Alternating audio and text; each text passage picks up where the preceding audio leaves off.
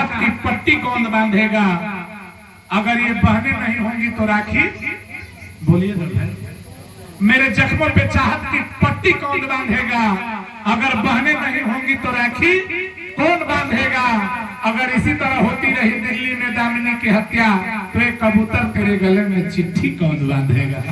एक बार ताली बजाइए बेटियों के लिए आप सभी लोग।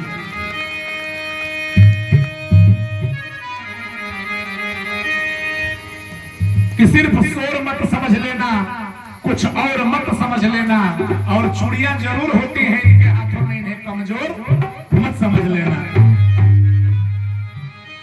देखिए भैया, अमीर वो नहीं होते हैं, अमीर वो नहीं होते हैं जिनके घर में नोटों की पेटी होती है। अरे अमीर वो लोग भी होते हैं जिनके घर में मुस्कुराती हुई बेटी होती है। तो बेटियों के लिए ताली बजाइए। वो माता जी के बेटी लोग भी बा लोग ना, प्रभावती बहन जी के बेटियों लोग बा लोग ना, कहाँ बा लोग। अच्छा हम ठीक बा, गीत गावत नहीं तब ये लोग पैसा लेगा। ये बेटी लोग खातिर स्पेशल गीत गावत है, अभी तक तो लड़का लोग खातिर गावत रही।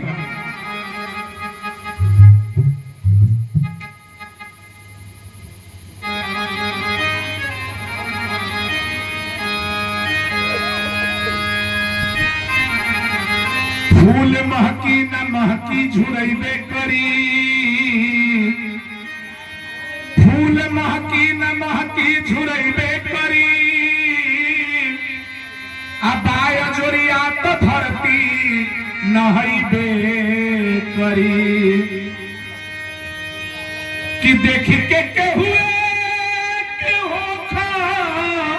नए तना मगने, आजे आज आइल फेरू काली जइबे करी। डुमरी वाली बहन जी बस ये बड़ा हम फिर कल हमरा चल जाएगा। सब कर ये हाल बा, ये संसार के रीत बा। ई शहर आपके, ई नगर आपके, जय हो राम भरत जी। शहर आपके, ई नगर आपके, ई शहर आपके, ई नगर आपके, हम तो मेहमान बानी बसे के रात के। ये बहनी एक रात खातिर के हमरा के चंदन बाबू बोलैले बन। अगर पहले ही कहले रहतन कि नहीं 3 दिन तक के रहे के बाद, तो हम कल ही आ गए। लेकिन एक दिन खातिर के हमके बोलेले बनने बड़ा खातिर आइए मेरा भर हम रहो। एने प्रदुमन बाबू बड़े यो कहलन कि ना 5 तारीख के आपके आवे के आ जाइए, 5 के चल जी नाच के। खाली ठीक है 5 के आ जाए, बैठ जाए बैठ जाए, हमार काम रौला मत करी, बैठ जाए।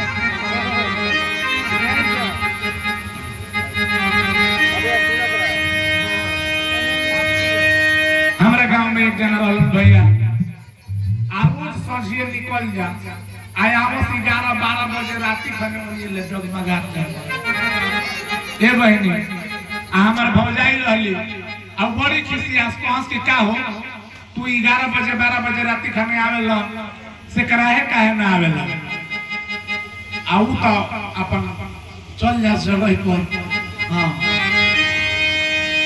आज जाड़ा के दिन रहे, रोज आवस होई बेरा कहली ए बेरा ओइ बन तू केवाड़ी खोलब ना, तू आओ 11 बज गेलू केवाड़ी बंद करके भीतर से सूत गईली।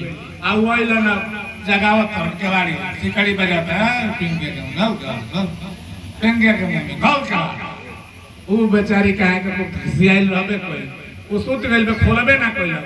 अब केवाड़ी पीटत पीटत पीटत पीटत धीरे धीरे धीरे धीरे अपन ही दुआरी पर सूत गइल। आ ठंडा के दिन अब धीरे धीरे जब जैसे भोर होके वैसे ठंडा लागे तक की कुरत जांस आ ठंडा लागता धीरे धीरे नशा भी टूटता की कुरत तरह आता लो वही में गांव के वो कुकुरिया ना होले सपीलिया ऊ हो आके उनका जरिए सूत गए।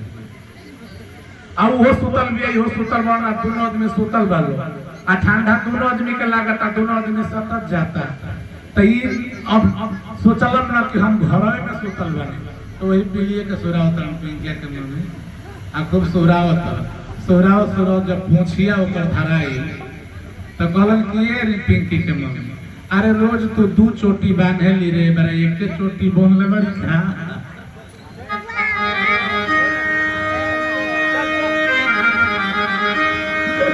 आई बहुत सारा बात बा। एगो निर्गुण बढ़िया सुनाई आपके हम निर्गुण बढ़िया निर्गुण। हाँ एकदम मजा आ जाए एकदम ललकार के गमछी ओढ़ ली सुनाओ। देखिए बाबू को हमरा का पैसा मिला था आपो ले लेबनी पैसा खत्म हो गया। आई